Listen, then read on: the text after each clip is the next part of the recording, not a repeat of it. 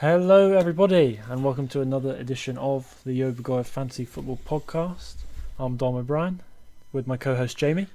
Welcome back. And what a week it was, eh? Well, good times all round. It was certainly I think a more tenser week across the entire board.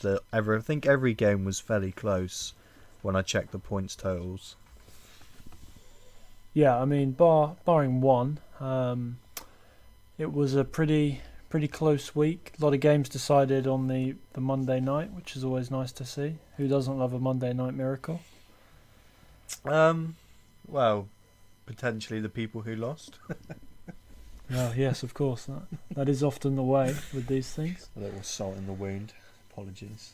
All right, so do you want to get right on into it with just a sort of brief recap? Yeah, we'll have a quick run through last week's winners and losers. So the tone was really set by our champion Adam. He comfortably won against Ryan, who unfortunately slips to 0-4. A great week for Adam.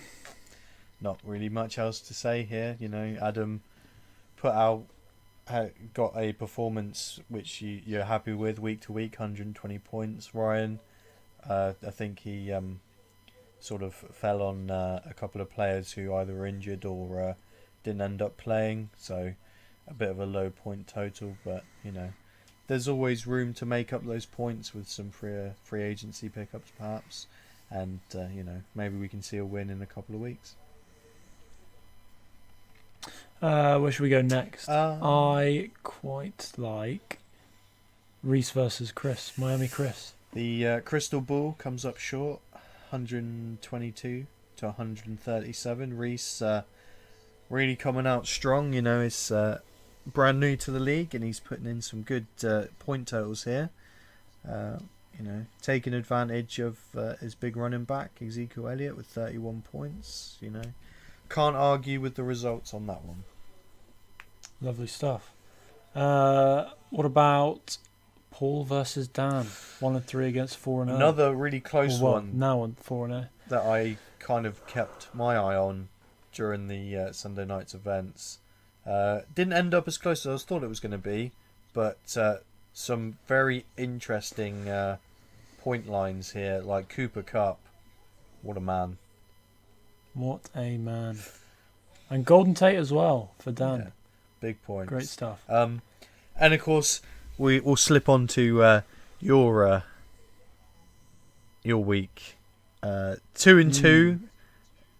Tom takes the 4-0.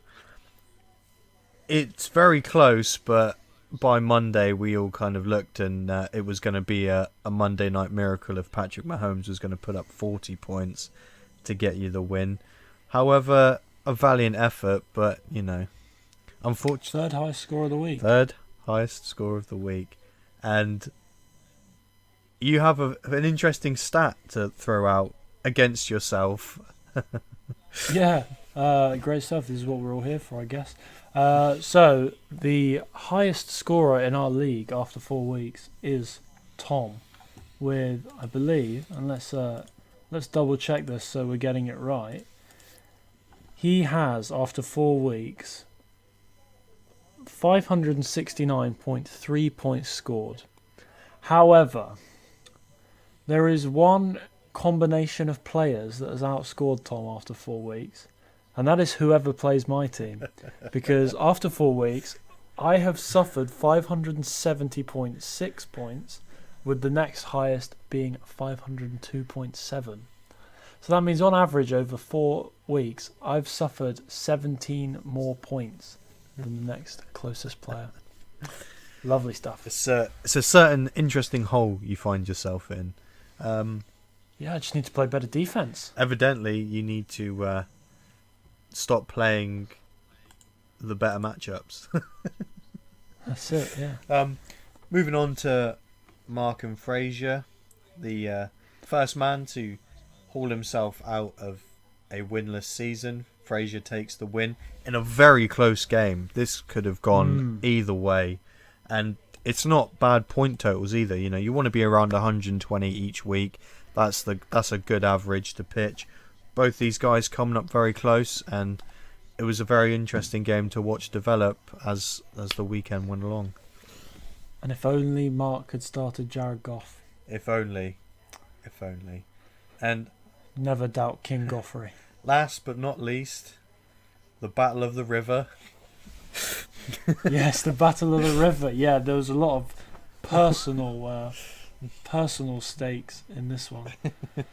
Not a lot of smack talk until the end, perhaps. But you know, I was confident in my silence, and I came up with the big win.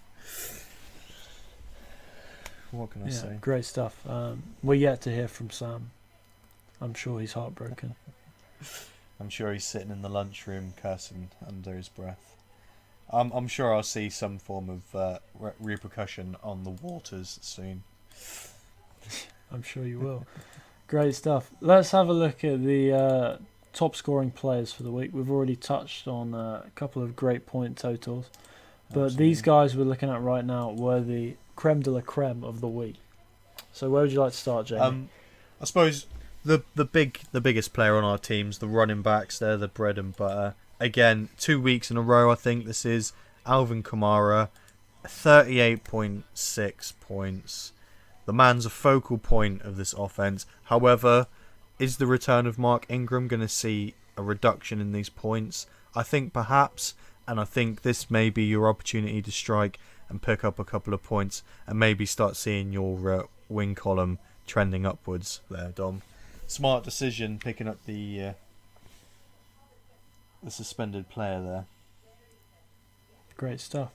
I would just like to say on Alvin Kamara that we should just enjoy his performances every week because I think he's a really, really special player, and guys like this don't come along all too often.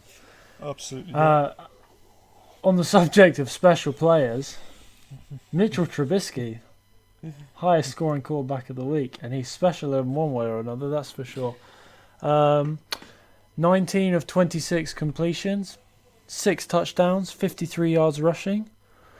What a week. What a week. A performance reminiscent of his draft classmate, Deshaun Watson from last season, pumping out big point totals, big statistics, but can he keep it up? I mean, it really was a masterclass, and I'm not really sure anyone expected it, to be fair. No, I certainly didn't. I expected to see good things from him because obviously he's got the weapons there, and I had him on my bench for a while thinking he could put in a performance like this, but will it be consistent? I think we'll start seeing some consistency, but maybe project 25 points a week average. I think the confidence will do him the world of good. Absolutely. Fingers crossed for Big Mitchell. Hopefully he'll keep this up. Finally, for the skill positions, we're going to wide receiver. We've already mentioned his name. It's Cooper Kupp. The LA Rams have the best wide receiver core in the league at the moment, arguably. Consistently seeing 2 or 3 of their receivers in the top 10 for points and fantasy. This week, I think all 3 of them are within the top 10. Brandon Cooks had 21.1 points, and Robert Woods came in at 18.6. Not all 3 in the top 10, but we're talking about the top 15 here. I mean, just as we say Alvin Kamara is the really special talent at running back, I'd like to give a shout out to Sean McVay, actually, who I think is an incredible coach already. He's so young.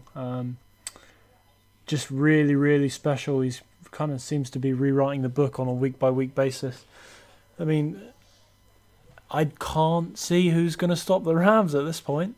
They just look irresistible. Certainly a Super Bowl team, and it's hard to think what kind of languishing he must have done in Washington all those years under Jay Gruden, if this is his potential as an offensive play caller. Certainly. Yeah, I mean, praise the Lord for Jeff Fisher, who guided almost the identical group of players to 7 and 9. The only man that I've known to retain a job while consistently going 7-9 at least 6 years in a row What a man. across Thank you, across Jeff. 2 franchises. May I add? Shout out Yeah, to those Tennessee Titans. that's it. So, moving on from our top scorers of the week, where should we head next? So, should we talk about maybe like sort of our knowledge of the week? I suppose this week we'll go with the trade talk. Dom, very aggressive, the armchair GM, throwing players at everyone, demanding trades, upsetting a few people, rocking the apple cart. Certainly, the league chat was blowing up at one point, and I at first was sort of like indifferent, and then the man dropped to me in a message asking who was available. We had a brief conversation, but I did drop a big trade proposal your way, didn't I? And I actually want to get your thoughts on it, because you didn't really give me your thoughts. You just turned me down. But I want to know how you kind of felt receiving that trade offer. I mean, when any trade proposal is prefaced with comments such as "You're not going to like this," I think that's probably all that needs to be said. But we'll go through it just for the benefit of the rest of the league. The proposal was Melvin Gordon and Doug Baldwin from my team for AJ Green and James White from Jamie's team. Yeah, I wasn't really having it. Melvin Gordon is I believe he's the number 2 running back on the season so far. Just consistency all the time. Involved in the passing game. Great runner. Used at the goal line. Just everything you could ask for in a running back. Doug Baldwin is kind of a what if at the minute. Over previous years he's been a wide receiver 1, but Seattle offense looks quite frankly dreadful. And Jamie put up AJ Green, who's obviously a wide receiver 1, but probably, as far as I was concerned, wasn't equal value to Melvin Gordon, who of course plays at a much more scarce position. And James White, who has been a very good point scorer this year, but New England running backs always are quite scary as far as I'm concerned. You never know when they're going to be scoring 4 touchdowns one week and out of the league the next. That was my thinking anyway. I just didn't think the value matched up.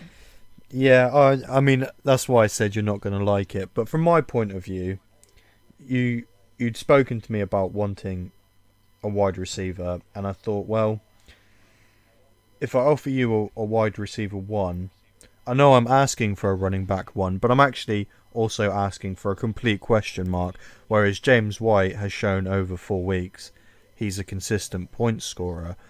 And even with the Miami game, you actually saw that Sony Michel was taking up a lot of carries, but James White is the receiving back in this offense, and he is going to see 25 snaps a game, and his points may suffer now that Julian Edelman's coming back, but I think we have to consider that perhaps with Sony Michel and James White in this Patriots offense, we might finally see reliable Patriots running backs. Of course, once you said no, I wasn't going to force the issue, but I felt like really what I was offering you was 2 players for Melvin Gordon and a potential bum, just to kind of see me through the deal, kind of in essence.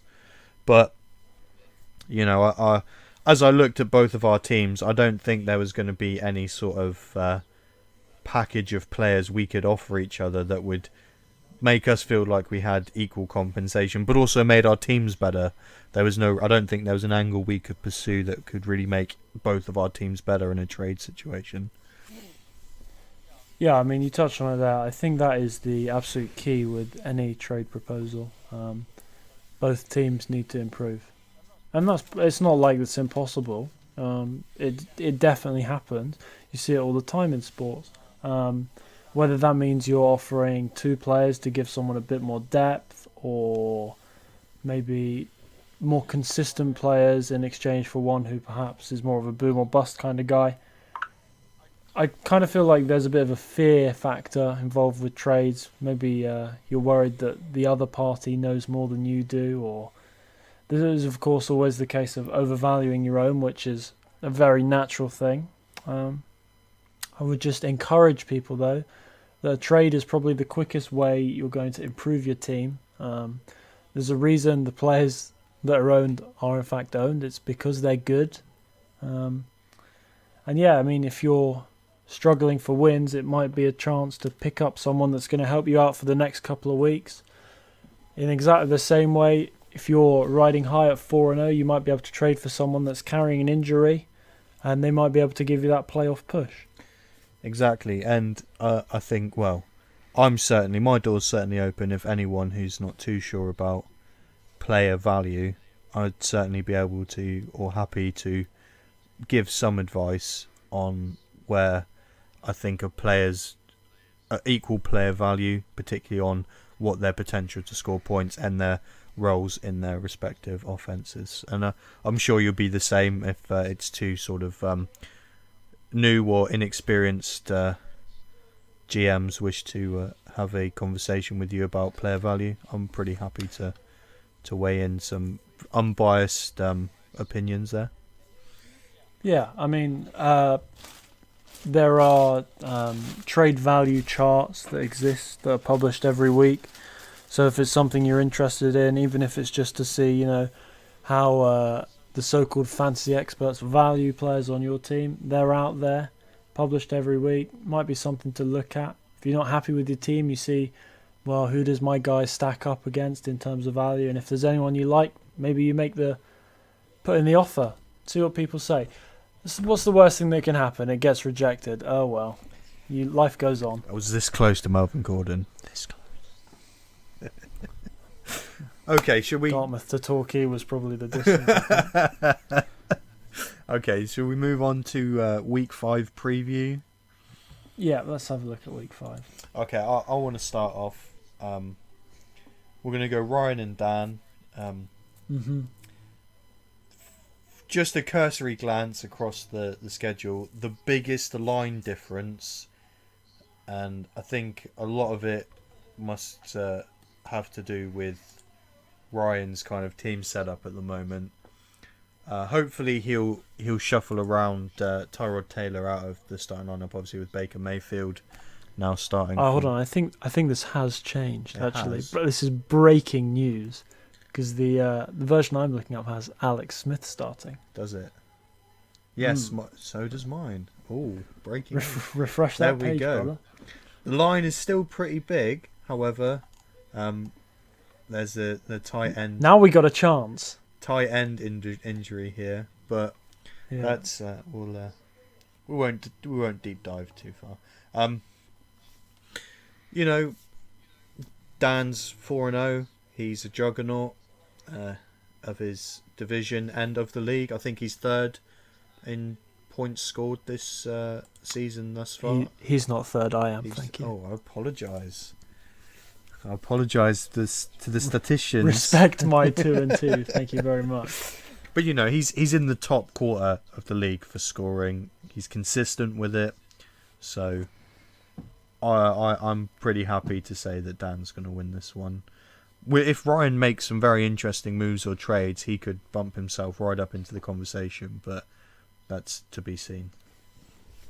Yeah, I don't know if Ryan is one of our listeners. He may well be.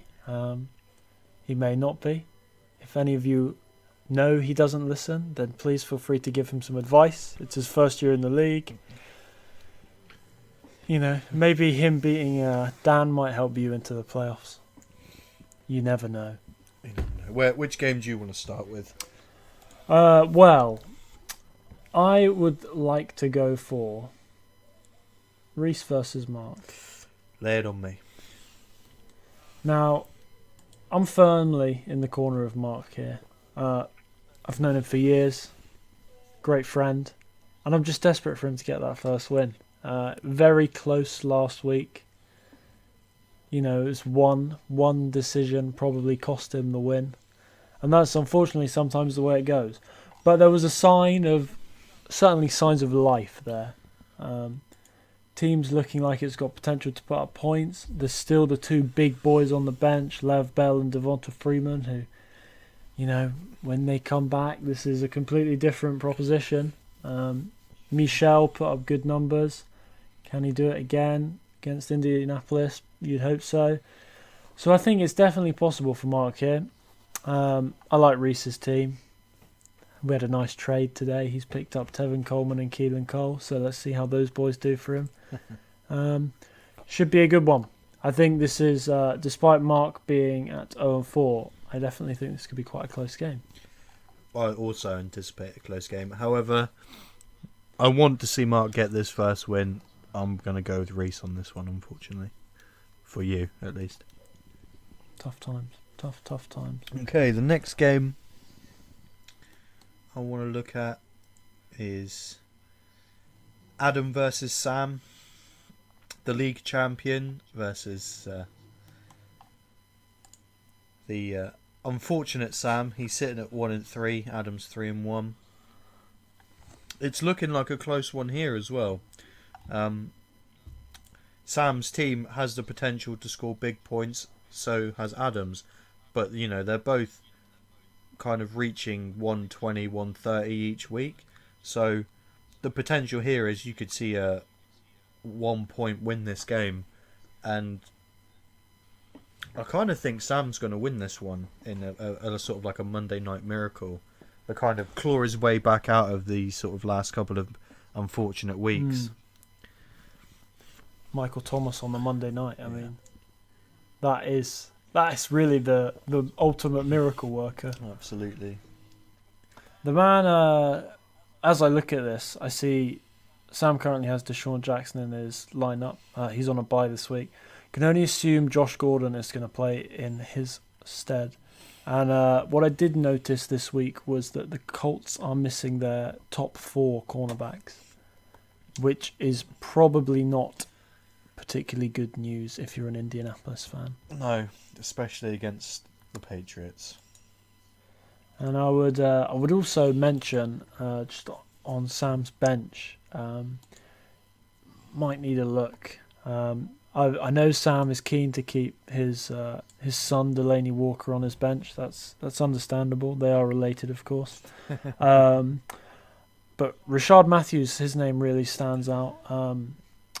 He wasn't released by the Titans. He actually just left the team. He just decided he no longer wants to play for them. So would consider dropping him. Do you know the full story about this? I don't. Please enlighten me. He signed that contract extension not this off-season, the off-season before, I think. Irrelevant. He signs a contract extension. As he signs it, he says to the coaching staff, "Put me wherever you need me. I'll play slot. I'll play out wide. I'll play wildcat, running back. Get me in there. Get me touches. I'll be your guy." Played some time on the deal, and then he turns around and says, "I'm not getting enough touches of the ball. Trade me." And when the Titans obviously turn around and say, "Well, hang on a minute. You signed this extension. We agreed to get you these touches, and now you're kind of going back on your word. And no, we're not going to trade you. You're going to play for the Titans. We need you here. We need you to win games." And his response is to leave the building. Strange one, because he was really useful last year for them. He was. I wonder I guess just new bodies are preferred by Mariota as targets. Strange stuff. I feel like we've kind of neglected Adam's team here. Well, he has a slumbering juggernaut, a slumbering giant on his hands. Phillip Rivers, good all the time. Carlos Hyde has seen a bit of his production taken to the wayside by Nick Chubb. The boy can run. I mean, 3 carries of Nick Chubb. Yeah, but how many yards did he go for? It's over 100. Yeah, over 100. I mean, 2 touchdowns. If that's all you need, that's all you need, isn't it? But Adam has those kind of those beast players: Julio Jones, Tyreek Hill, and on to some extent, Tyler Boyd is sort of falling into this category of these players could all score 30 points each this week, and it would just carry Adam to a win. And we wouldn't be surprised by any of them. However, they could also have a very quiet day. 4 catches, 70 yards, 8 points. Yeah, an interesting Julio Jones stat.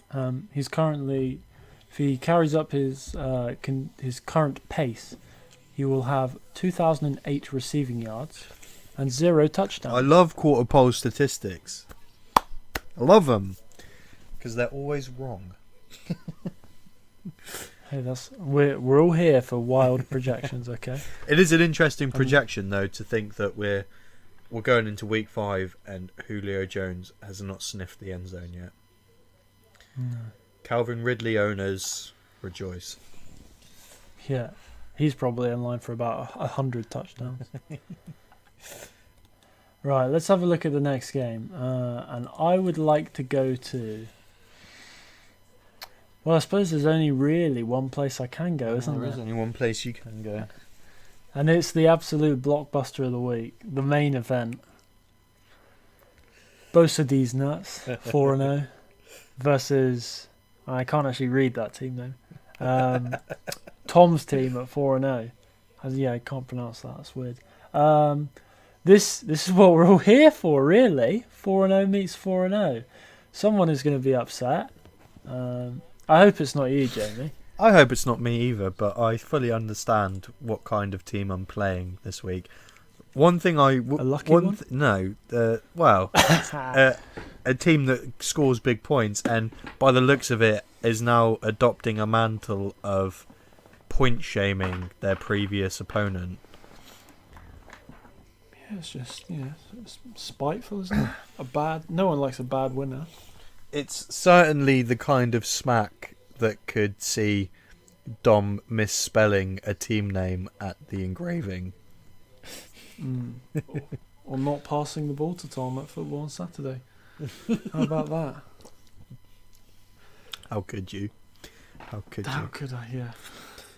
Where do you fall on this one? Well, as I look at it right now, one team has 3 red Qs next to their players in their starting lineup, and one team has none. So Tom currently has Davante Adams, Jarvis Landry, and Will Fuller all questionable this week. Will Fuller with the hamstring injury. It was noted that he could have re-entered the game in their overtime victory on Sunday, which does seem a little bit strange to me. If he could re-enter and it was a close game, why didn't he? I'm not sure Coach Bill, my Uncle Bill O'Brien, is giving us the full story there. So we'll keep an eye on that as the week progresses. Jarvis Landry, I believe, was just given a veteran day off. And Davante Adams, he has had an injury history, which quite worries me. Calf injury this week, but he's generally been banged up over his time in the league. So possibly a worry there. But otherwise, I think Tom's team's in good shape. He has got good options on the bench. Calvin Ridley, Tyler Lockett, Nelson Aguilar. Adrian Peterson is 400 years old. Pretty solid. I wonder, on your side, do you start Kerryon Johnson this week against Green Bay? I am tempted, but it's where? Where do I start him? David Johnson. Where do you start David him? Johnson has shown high-end flex production all season, apart from one game. He's had one bad week, one. 15 points. I think this season we've been spoiled. There's been an offensive explosion in the NFL. I think he put up 15.7 points last week, and you describe him as a high-end flex option. Yeah, well, I think any other season that is a really, really, really good number. It is. I mean, he's currently ranked as the 15th best running back, so he's a high-end running back too. Let me explain why I say high-end flex option. It's not I'm not going by just looking at his point totals. Obviously, I'm watching the games, and the Cardinals' offense is akin to a spluttering old lady trying to stand up and cough at the same time. I mean, it just doesn't work. With Josh Rosen injected into the starting lineup, there is a sign of life here, and players like Larry Fitzgerald and Christian Kirk will see upticks on points. But when I think of running back 1, running back 2, I think about players who I play them every week and they score 15 points, 10 to 15 points every week, and I don't have to worry about it. Kerryon Johnson is reaching the point where he's that player. But he's not quite there yet, but he is reaching that point. And for me, moving forward, you could see my team develop into James White suddenly might become available for trade if anyone's interested, and Kerryon Johnson slides in his spot, as Sony Michel and Julian Edelman, and that Patriots offense becomes more about the playoffs that you're going to see later on in the season. Kerryon Johnson's only going to get more and more carries, and he's probably going to be the guy I'm playing later on in the season. And David Johnson was my number 1 pick, and he is problematic at best for me when you can't play the what if game, but you look at some other first round picks who are putting up some very serious points, and I'm relying on just being savvy on later rounds of the draft. I mean, I think I got very lucky about who I have on my team, particularly in the wide receivers, because all 3 of those players have won me games this season. Like AJ Green won me a game, Juju Smith-Schuster won me a game, and Brandon Cooks won me a game, and that's where I think my strength lies. And keeping Johnson as the high flex option and looking for RB1s elsewhere, I think, is my plan for the season. If you follow me. Yeah, I mean, I'm just looking at scoring leaders right now. I believe you have 3 of the top 15 wide receivers, which is absolutely obscene. But what really caught my eye was the top 15 running backs. So we've already mentioned David Johnson is 15th, and I kind of get the impression that you would sometimes be worried about starting him. I go completely the other way. I think he's must start every week. So I'm going to throw some names at you, and you tell me who you would rather start on a weekly basis. All right? So bear in mind, these are top 15 running backs. Yeah, go on. Adrian Peterson, who do you like more? That's a matchup-based decision. Adrian Peterson has shown some interesting things, and that Redskin offensive line is a powerful unit. However, 9 times out of 10, I'm going to take David Johnson. Okay, good. TJ Yeldon. TJ Yeldon's points are only as a result of Leonard Fournette's injury, and the Jaguars. He's out for another 2 weeks at least. Jaguars' offense is bipolar at best. To make a decision to put TJ Yeldon in over David Johnson is a fool's errand. Okay, good. What about Carlos Hyde? Inconsistent. Nick Chubb has always been biting at his heels, and the Browns' offense is kind of trying to find its way with Baker Mayfield. David Johnson is always going to get consistent carries, whereas Carlos Hyde will see his carries change game to game depending on how the game is developed. And also Hugh Jackson's his offensive coordinator. When has he ever actually done anything coherent in an offensive system? So how about this on Carlos Hyde? He's put up this season 13, 11.5, 23.3 and 13.2. However, if you take away the touchdowns, which, sounds kind of silly, but it's, he's not going to score a touchdown every week. If he does, well, okay, that's pretty impressive. But if you take away the touchdowns, he's put up scores of 7, 5.5, Yikes. 11, and 7. And then where do you go? Do you trust him to put up a touchdown this week against Baltimore? No. Probably not. And then you're looking at under 10 points. I think I'd probably rather go for David Johnson because he's going to be catching passes. And that is Absolutely. just guaranteed points. A couple of other names. In fact, I'll go for one more because I don't want to labour this point. James Conner. Oh, that's an Now, interesting one so because here are James Conner's points totals. Are you ready? yeah, Because my impression of James Conner, you say, how's James Conner playing this season? I'd say, yeah, pretty good. I'd say above average. Yeah. So, week 1, 30 points. 30.7. Well, I Week, think that performance is just is an outlier. You got a Browns yeah. defense who are very good, but they don't know they're very good, and they're playing the Steelers who just beat them up every game they play. And also, week 1 was the whole Raining and proving a point, yeah, we don't need Lev Bell kind of thing. absolutely. So week 2, 17, still pretty nice. That's week 3, RB1 points. exactly. Week 3, 12, okay. Week 4, 7.9. And then the rumours start this week that Lev Bell is maybe going to be back sooner rather than later. Are you sure Probably about he's going to be that? back over the next couple of weeks, certainly before the bye. The last thing I heard was that the Pittsburgh Steelers were openly shopping him for a trade. Although the asking price is ludicrous, and I believe the Steelers angle is make it obvious to everyone you're trying to trade him. Trade is not viable. He has to sign the tender to accrue a year's to free agency. Mm-hmm. So that essentially forces him into the starting lineup. Are we agreed? Do we agree that's the potential angle?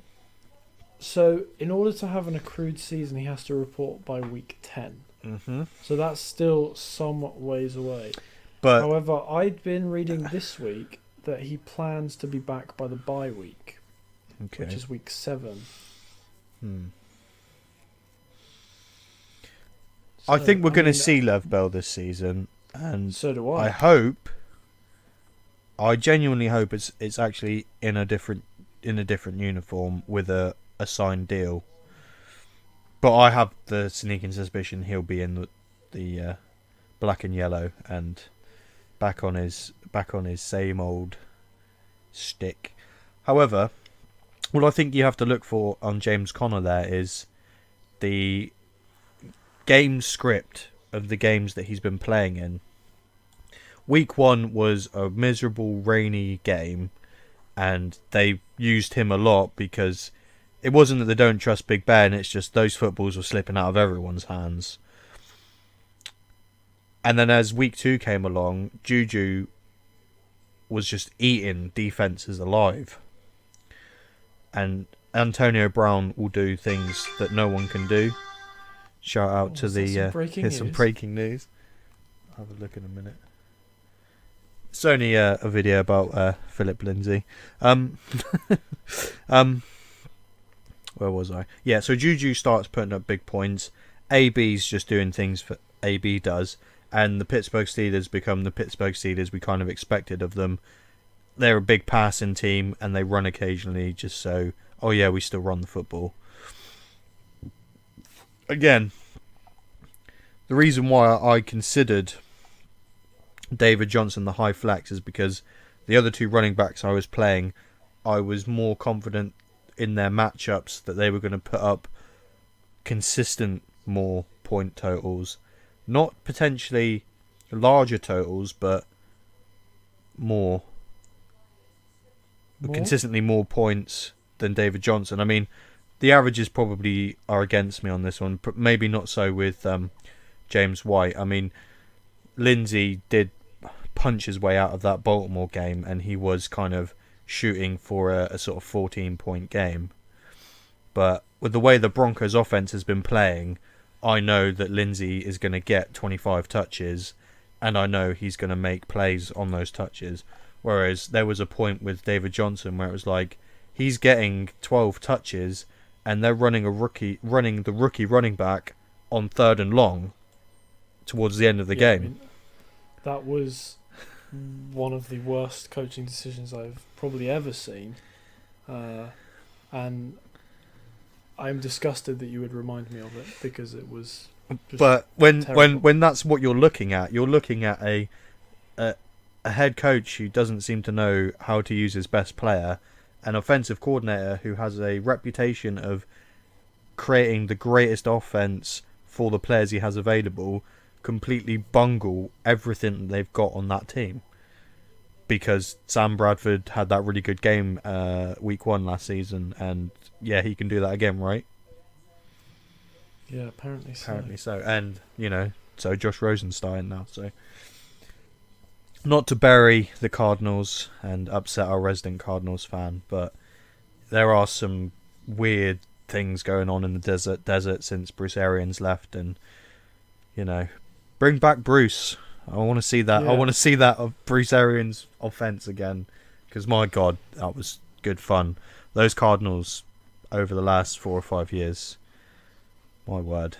Yeah, they had a really nice run in there. I mean, I think it's a shame what they've turned that into. 2008 season when they went to the Super Bowl, I was heartbroken when Santonio Holmes caught that football in the back corner of the end zone. Heartbroken. I wanted them cards to win. Even in more recent years, I think it was 2016, NFC Championship game, Larry Fitzgerald in overtime against the Packers. Yeah, the pitch. Cardinals team was so exciting. The pitch, yeah. I mean, well, such is life in the NFL. The big teams, you get teams that sort of come out of nowhere and, oh, wow, these guys are exciting. And then 3 years later, they're like, oh, they're scrubbing the bottom of the NFC West again. But, yeah, I'm afraid that's often the way. Yeah. Well, I think we've exhausted every avenue today. Yeah, unless you got been a good anything more. chat. Absolutely, always a pleasure. Well, my final thoughts on David Johnson are, if you really don't value him as highly as I do, maybe he'd be happier on my team. Well, I mean, There's something to think about. Is Melvin Gordon open to discussion? Probably not. Well, you claim he's an RB1, so what's wrong with an RB1 swap? I mean, well, you don't. If it's not how I value him, is it? It's how you value him. Well, if you value him more, then All I'm saying is maybe he'd be happier on my team. And isn't that what we're all here for, to make people happy? I'm surprised you haven't tried to ask for Big Mike Williams yet. I was waiting for you to do it yesterday. I could see it through my phone screen. You were salivating to ask. I'm actually, I'd be more intrigued by Geronimo Allison, but that's perhaps a story for another day. Okay, absolutely. It was nice. So I'd like to, go ahead. It was nice to hear you. It's nice to be heard. And once again, I've been Jamie. You've been Dom. I've been Dom. Thank you very much for listening, and we'll be back next week. That's it. Good luck, everybody. Bye-bye.